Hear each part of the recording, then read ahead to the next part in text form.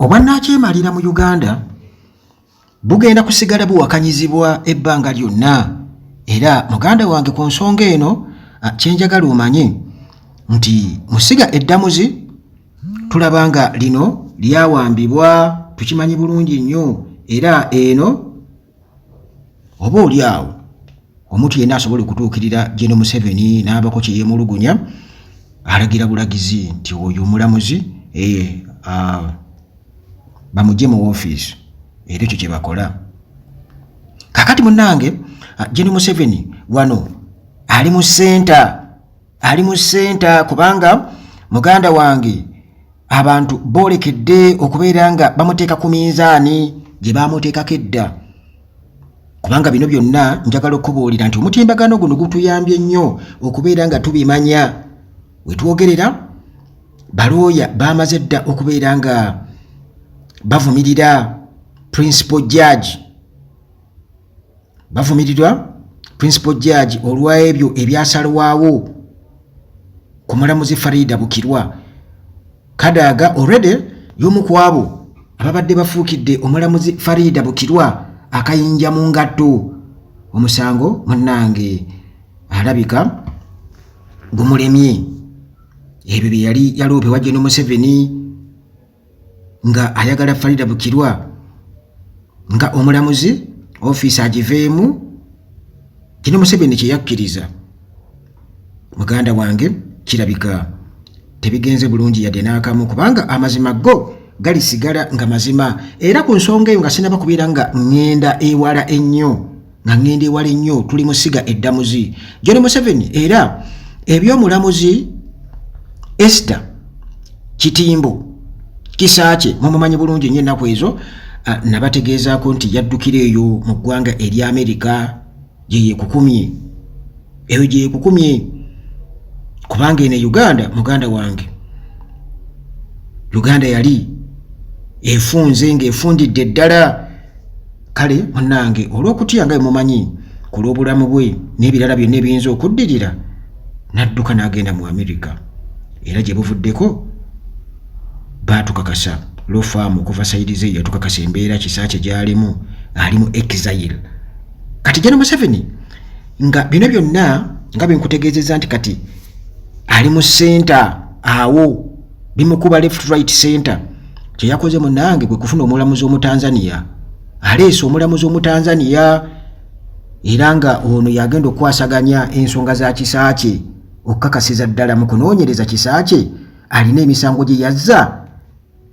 Kati nnoze kuno okulabanga kinalibadde mpitanga okwewugulaza.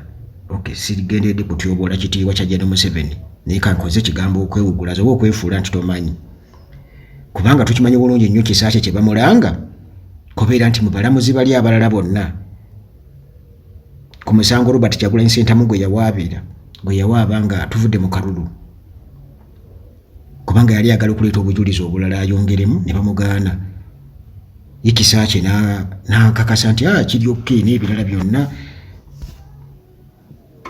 Awo Owinidolo we yatandikira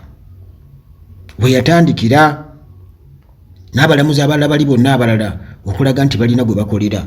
Ekyo baakiraga mu lwatu, era ne bakola ekyo nekisoboka okulaba nga bamukalubiriza embeera, ne bamugja ku musala, ne bakola na buli kimu. Ate Museveni nga kaŋŋambe appointing authority eri abalamuzi kiba kitegeeza nti talinaawo ngeri yonna gy'ayinza kugamba nti tabimanyi. Kale kati kyakoze okunoonyereza ndowooza okuva mu tribunal gye yateekawo, kitegeeza nti munnange ayinza okumaliriza ensonga zino aleese omuntu ali Newto, omulamuzi Omutanzania. Katusuubire nti omulamuzi ono Mutanzania naye simusiikeko, amuleese okubeera nga atunula mu nsonga za Kisakye, okukakasa Kisakye ddala asaanye okuvunaanibwa, asaanye okuyisibwa nga bwe bamuyisa musiga eddamuzi oba nedda.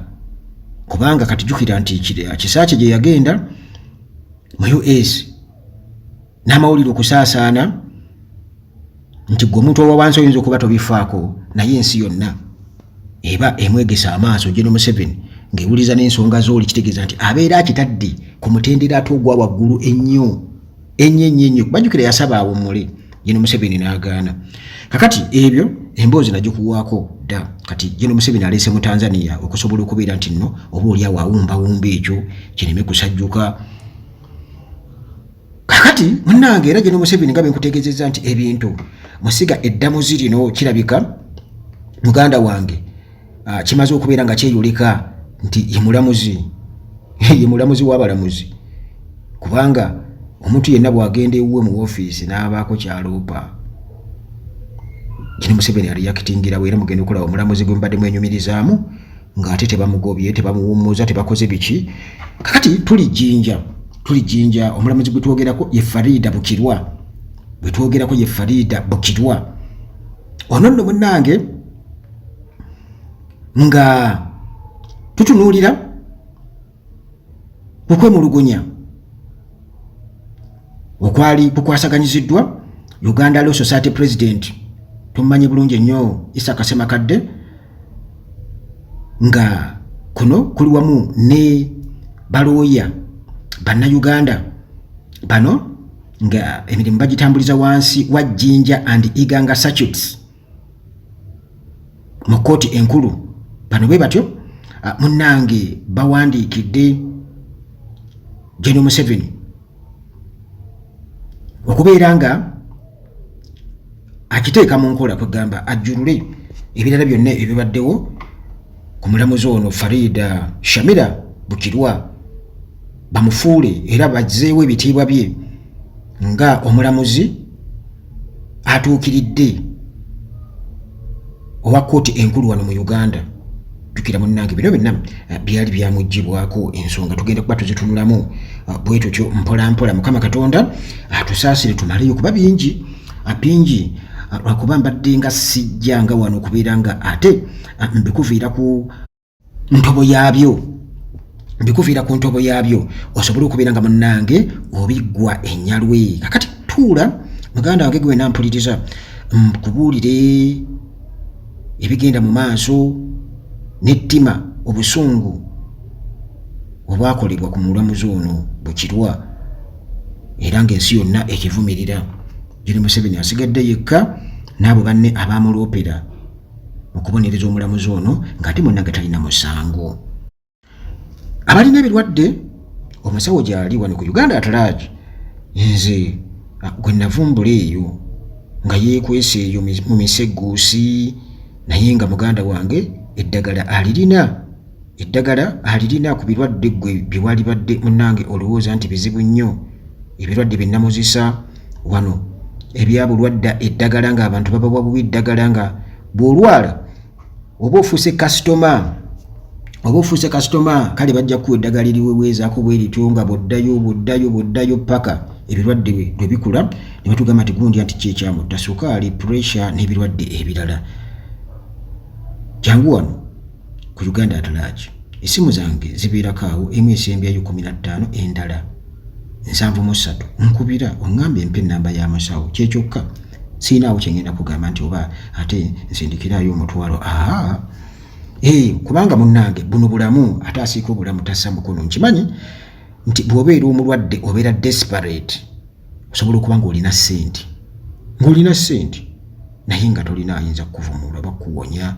Kati kiruma nnyo muganda wange okufa n'olikaawo ssente zo oba obulamu bw'okukendeera n'otasobola kukuza bwana bwo, kibi nnyo. Kale okubujjanja bikikulu nnyo. Aba Hillside View nabo gye bali, apartments zino nnungi nnyo, zisangibwa ku Ntebe Road. Awo otuuka Ekitende oba Ekajjansi ogenda bugenzi oyambuka Bwambusi ku kyalo kye bayita Jjanyi ku kasozi awo okulinaana church, security gulugulu, wifi weeri. Kati gwe ayagala okupangisaawo opangisaawo mu nkola ya nnaku bunaku, weeks oba mwezi bwe bityo, so si nti ogenda kupangisaawo kati gafuuke makaaga, kubanga apartments zino zirimu buli kimu gwe kiwali badde weetaaga okukozesa ewaka, wifi weeri, TV mweri n'ebirala byonna, music system, ekiyungu, ebisenge ebinyirira, ebitanda oba ebisenge ebisulwamu mwebiri. Kati osobola oteekaawo famire yo oba mikwano gyo akaseera akagere oyinza okuba ova wabweru w'eggwanga ozze wano mu Christmas season ng'oyagala kufuna w'obeera awantu awatali mirerembe, oyagala kuŋŋanyizaako bantu bw'oba abantu bwe banaakusanga nga galinga amaka. Hillside View Apartments akalango weekali wano ku Uganda at large era n'ennamba zaabwe kweziri okwo ku mboozi zange zonna. Kaakati abannajjada investments nabo gye bali, gwe ayagala okugula ettaka, okuzimba ennyumba, okugula ennyumba, ayagala okugoba ku nsonga z'ebyapa, ayagala okusimba kalitunsi, abannajjada investments weebali era ennamba zaabwe nazo weeziri awo ku mboozi zaffe. Kaakati ebyo nga tumaze okubeera nga tubiyisaawo emyaka 2 wetwogerera Bukirwa y'omu ku abo abalamuzi aba kkooti enkulu wali e Jinja, bano nga be bamu ku abo 16 bakakensa mu by'amateeka General Museveni mu 2022 be ya appointinga mu capacity nga ba acting judges aba High Court. Naye munnange mu mwezi ogw'omunaana omwaka guno gwennyini nga General Museveni agendera ku kuwabulwa kwa Judicial Service Commission yakakasa bonna okubeera abalamuzi abajjudde aba High Court, naye Bukirwa ye munnange nga taliimu. Ensonda zitutegeeza nti ki ekyaviirako Museveni okubeera nga Bukirwa amuleka okubeera nga akakasibwa nga substantive judge owa kooti enkulu. Munnange kigambibwa okuba nti Museveni pressure yamuteekebwako oluvannyuma lw'okubeera nti waaliwo okwemulugunya okuva eri abakulembeze b'obusiraamu okuva e Old Kampala. Bano nno baali beemulugunya ku mulamuzi ono Bukirwa nga bagamba nti okusalawo kwe okubeera nga yakkiriza abo abaali baagala okujja obwesige mu nfuti mu bajje nti kyali munnange kya bulabe nnyo ate nga tekijja nti kyali kiyinza okuleetawo emitawaana mu ggwanga. Ebyo ng'obitadde ku bbali ne eyali sipiika oba ex-sipiika Rebecca Alitwala Kadaga sayidi z'ebusoga eyo era nga essaawa eno ye Deputy Prime Minister era nga ono namba 3 mu buyinza oba mu bitiibwa mu kibiina ekya National Resistance Movement, yali munnange naye ataddeyo okwemulugunya kwe nga tekuli wamu n'okwabali abasiraamu aba Old Kampala obukulembeze bw'obusiraamu obwe Old Kampala ku nsonga za mubajje. Kakati ne Rebecca Alitwala Kadaga yali ataddeyo okwemulugunya kwe eri General Museveni nti omulamuzi ono Bukirwa yali alaze obuvumu oba confidence nga agaanye okubeera nga akolera ku ntoli z'abannabyabufuzi, naye ng'ate kigambibwa okuba nti Judicial Service Commission yo yali yeesanze oba nga ekiraba nti Bukirwa asaanidde era nga y'omu ku abo abalamuzi abalina okubeera nga babeera regularized appointment ye okubeera nga ejjuzibwa nga omulamuzi wa kooti enkulu High Court wamu n'abalala 15. Jukira nti baali 16 nga bakola nga ba acting judges mu High Court ne baregularizingako ne bakakasaako 15 bokka.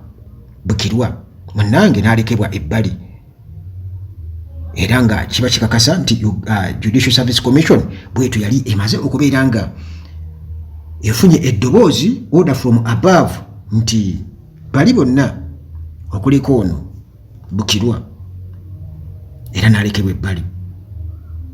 Kati bano aba Judicial Service Commission mu kwemulugunya kwabwe era nga kuno kwateekebwako omukono ba practicing lawyers abatakka wansi oba abasukka 40 nga bano bonna bakolera wansi wa statutes ey'Ejjinja n'ey'Iganga. Bano bonna munnange nga amakanda bagasimba eyo Busoga. Bano munnange bakisimbako essira nti Bukirwa talina kye yakola kikyamu kyonna. Ono yalaga bulazi nti ye takolera ku biragiro bya muntu yenna ali independent era nga munnange just yakola bukozi mirimu gye nga agikola nga ye omulamuzi bwe yandikoze nga taliiko strings attached oba biragiro bya muntu yenna nti oba favoringe nga omulamuzi munnange yenna eyandibadde awakanya oba akola emirimu butuufu gyabyo nga awakanya okubeera nti nno ate abikira omuntu yenna ku liiso ebigaana bannabyabufuzi okubeera nga bamulagira bulagizi kolooti antukatulo omukulu kati nga Kadaga akwata akasimu n'akuba mpa omulamuzi n'akuba kakati kino na kino ku hotero yange bagambye omulamuzi n'abigaana nti tulina kugoberera amateeka n'akwata akasimu n'akubira John Museveni nti ono omulamuzi nno ono simanya eno Bukirwa kakati yeeyita ani bwe bityo ebyo yabigaana naye ekyewuunyisa John Museveni ate n'akola ki n'awuliriza. Kakati mu petition yaabwe gye baateekayo baloya bano ababeesinga mu Busoga nga bakulemberwamu Uganda Law Society Chairman Joshua Agape Batwala. Bano munnange bakirambika bulungi nnyo nti olw'okubanga omulamuzi ono mumalirivu nnyo ate nga ali independent minded, Bukirwa asaana munnange okubeera nga alabwanga omulamuzi nantameggwa era gw'osobola okurekomendinga okusinga munnange okubeera nga abonerezebwa ewatali kugoberera procedural requirements ezirambikiddwa obulungi wansi wa article 144 eya constitution oba ssemateeka w'eggwanga lino Uganda. Bano munnange bongera okubeera nga balaga nti omulamuzi ono Bukirwa professional judge awedde emirimu era nga mukozi atagambika akola n'obumalirivu obw'amaanyi nti ono mu bumalirivu bwe yalaga mu kumalawo emisango kwegamba oba cases ezakwamira eyo mu kooti nga tezikolwako waliwo emisango nga gyo gyatuulwako kooti kye bayita case backlog mu kooti y'ejjinja nti ekyo munnange yali abakanye nakyo era nti abantu oba public yensonga lwaki nga emulinamu obwesige bungi nnyo bamulinamu confidence y'amaanyi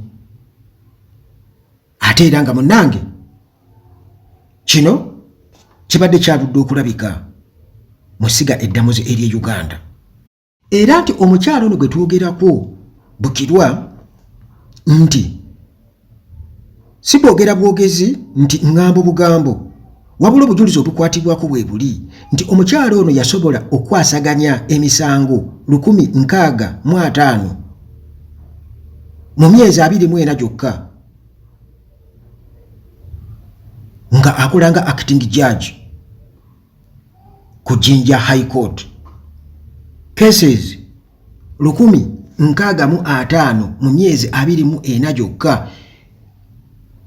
Backlog cases zibeerayo eyo nga emisango giri eyo oyinza okugamba nti kooti tegirina naye nga beetooloolerawo batyo emyaka n'emyaka emisango gyakwamira eyo. Omukyalo ono muganda wange yajja n'agikuba mu myezi 24 gyokka yali amaliriza cases 165. Definitely ono yali afuuse mulabi wa gavumenti banza n'omutteekako gw'obuyeekera kubanga ate emisango bali mwe balya mulimu ejettaka mulimu ejaki bano bakola ki beekomye ettaka lya gundi bakola batya kati ate gyonna yagijjayo ate nga gisala mu butuufu bwagyo. Fire. Era nti mu record number of cases ze handlinga 3,435 mwe mwali n'ogwo ogw'abaali abakozi ba Nitel ba ex-Nitel employees bano munnange baali nga terminal benefits zaabwe nga zasigala tezisasuddwa emyaka egisoba 28 nga tebafunanga terminal benefits zaabwe okuviira ddala 1995 emirimu gyabwe government of Uganda lwe yagikomekereza kakati olwo baalekerawo okukola okubeera abakozi ba gavumenti 1995 kati olwo omulamuzi ono Bukirwa bw'atyo yawulira omusango gwabwe era munnange obuwumbi n'obuwumbi bw'essente ne bubeera nga bwalina okuva eri gavumenti okusobola okusasulira damages eri abantu bano abaali abakozi aba Nitel. Kakati awo era olaba nga yeeyongera obuzibu birwaki wane Uganda tebereza bano bamaze emyaka 28 nga tebafunanga terminal benefits naye nga bannaffe abalala abagejjedde embuto mu gavumenti bo batuulidde embeera y'abali tebafaayo ku bali. Kati omulamuzi ono bw'ajja n'akiriyalinga embeera awo ayongera okufuuka omulabe kubanga waliwo bekikwatako era abaire abalinnyira abajja akagaati mu kamwa. N'olw'ensonga eyo cases ng'ezo ezikwata ku muntu owa bulijjo Bukirwa munnange mu kuzikwasaganya bw'atyo nga alabibwa ng'omuzira era abantu bonna saidi zeeyo ejjinja nga bamenyumirizaamu. Yensonga lwaki munnange abasoga 10,000 z'abasoga gye buvuddeko bwe bati munnange beekalakaasa nga bonna bagamba kimu nti Bukirwa alina okukomezebwawo. Kale munnange balooya bano abasimba amakanda saidi zeeyo ebusoga bwe batyo bagamba nti omukyalo ono obumalirivu wamu n'obuvumu bw'alaze n'obukugu ku mulimu gwe n'engeri gy'akwasaganyizaamu ensonga oba gye yakwasaganyamu ensonga wali ku Jinja High Court kyamufuula Bukirwa nga omuntu munnange atasangika kwegamba asaanidde okubeera nga atunulwamu nga omu bwabo bwetosobola kubeera nga obuusa amaaso okubeera ba substantive judges omu ku bo ku High Court. Kati bo nga bagamba nti okumuleka obuleesi bw'atyo munnange n'agenda nga akwatibbwa ku nkoona mu ngeri efaanaganako bw'etyo nga talina kyakoze oba nga talina kikolwa kyonna kyakoze kye walibadde nga ogamba nti oba professional misconduct eno ebeera nsobi nene nnyo naddala kwabo munnange abeetaaga obwenkanya mu kooti wansi wa Jinja yiganga statutes. Entire judiciary wamu n'eggwanga okutwaliza wamu liba ligenda kufiirwa nnyo. Kale munnange balooyazi bano ab'ebusoga bwe batyo era ne bakuba omulanga eri Judicial Service Commission Permanent Secretary Dr. Rose Nassali Lukwago nti Bunnambiro yalibadde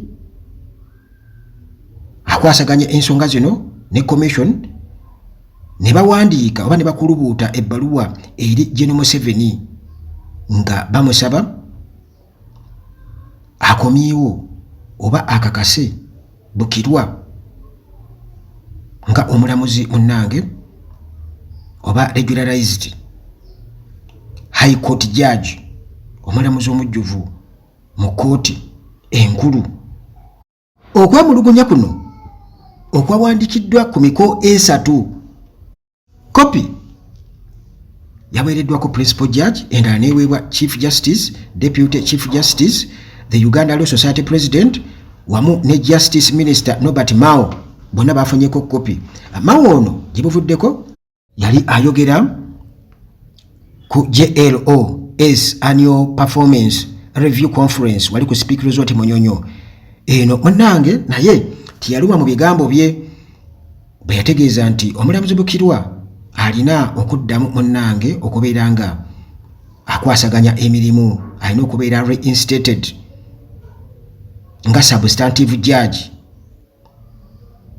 mu high court, era ng'agamba nti tewaliiwo kintu kyonna kikyamu kye yakola Mao, era bw'atyo yawabula ng'agamba nti mu kifo ky'abakulembeze b'Obusiraamu aba Old Kampala wamu ne Busoga sub-region leaders kati nga Rebecca Alitwala Kadaga okubeera nga bagendebwa Gen. Museveni batuuseyo kwemulugunya kwabwe mu buntu nti ne Museveni awulirize buwulirize asalewo obusaze bw'atyo nti bano ekituufu kye bandibadde bakola bandibadde bagenda mu Court of Appeal, kooti ejulirwamu bwe batyo ne bakyalenjinga oba ne bawakanya okusalawo kw'omulamuzi Bukirwa okusinga okugenda obugenzi wa Gen. Museveni. Munnange ne batuula naye oba ne bakuba akasimu kati olaba oyo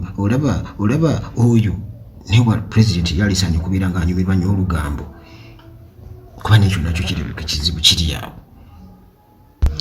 Era Mao n'akakasa nti engeri Bukirwa gye yasikambulwa mu woofiisi munnange kino tekiraga kifaananyi kya independent judiciary oba esiga eddamuzi eriri independent eryetwala lyokka nga bwe kirambikiddwa mu constitution. Kakati statement eya Uganda Law Society eno egobereddwa petitions endala era nga zino zonna zoolekebwa ewa principal judge mu ofiisi ye ez'aba concerned citizens omuli na ey'omu ayitibwa Prosper Ahabwe nga yeewuunya lwaki principal judge takomplyinga na removal procedure nga bwe kirambikiddwa wansi wa article 144 akawaayirako 234 mu constitution. N'abalala bangi nnyo ba concerned citizens bonna munnange nga beewuunya ekintu kye kimu.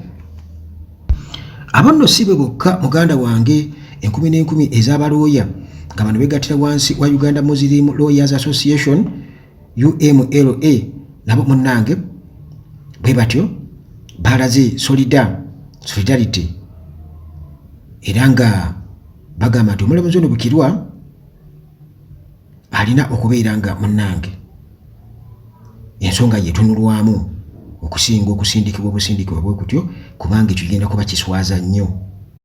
Parties eziwererako ddala muganda wange zonna zigasibwamu eddoboozi lyazo ku nsonga eno era nga bagamba nti ono ya approvingirwa parliament yakakasibwa parliament ekitegeeza nti nno tewaliiwo ngeri yonna mu mateeka gisobola kubeera nga omujja mu ofiisi nga tugoberedde article 144 kubanga kino munnange kikina okubeera nga kigobererwa nga omulamuzi yenna ajjibwa mu ofiisi.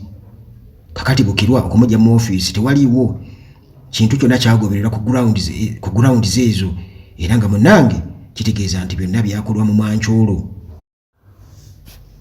Balawyers abasiraamu era bano bongedde okubeera nga bakitangaaza nga bagamba nti nno Bukirwa okumujja mu ofiisi nga tebamaze kubeera nga bawulira okuva oba eri Parliament oba Judicial Service Commission nakyo munnange tekikola nga basinzira businzizi kati nga ku ky'omubaka owa Kamuli omani MP ono nga ye Rebecca Alitwala Kadaga mbu mu circumstance eno eya Bukirwa okubeera nti nno yawukkiriza okweyimirirwa okwa Anthony Ngobi era n'alagira bamuddize n'emmotoka ye oluvannyuma lw'okubeera nti yali yenyigidde mu butakkaanya obumu